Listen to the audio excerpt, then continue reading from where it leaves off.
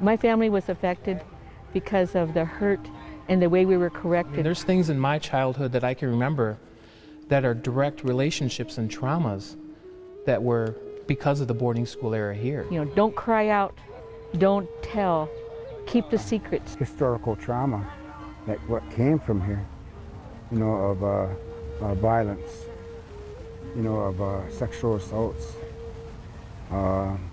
It all started here. It began with what was called the Indian problem. We have to remove the Indians in some way. And Lieutenant and then Captain Richard Pratt was selected to begin the boarding school process. The schools were designed to civilize the uncivilized, was the phrase. And Pratt was known for his famous statement, "Kill the Indian, save the man." Other children were forced and actually physically removed, and some were handcuffed and taken to the boarding schools. A lot of the students that attended here had good and bad feelings, so they were mixed. Some were blessed that they were able to come here because it provided them with some type of trade. But the thing that they did not learn and that they were stripped of is their culture, their language, their culture, their singing, their dancing. They weren't allowed to do any of that. I learned that there are still so many people hurting from this experience. For one thing, I'm not a fluent speaker. I can't speak my language.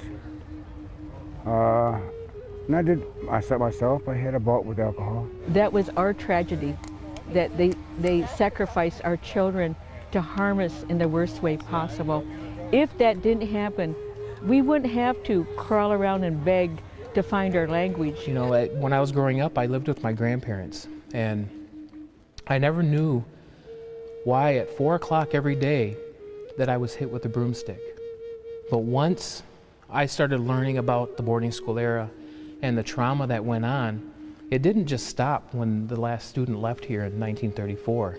It continued on because that was their way of living. I think that it's part of our history. I think that we need to acknowledge that. I think people who have been injured need to be validated and cared about.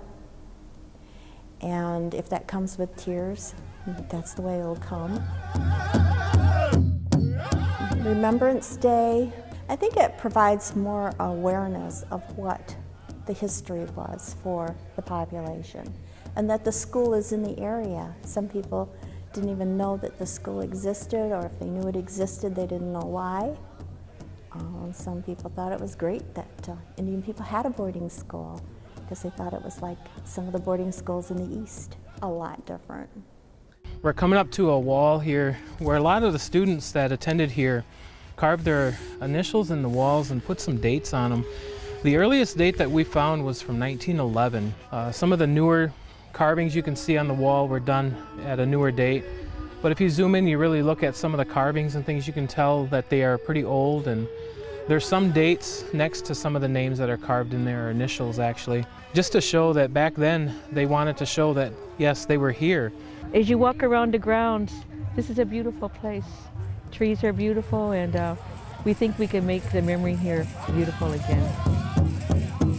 As long as we can, we're going to continue to have this honoring, healing, and remembering ceremony because it honors the last day that a boarding school student attended these schools. And we want to remember what they went through and hoping that we can begin that healing process with generations to come.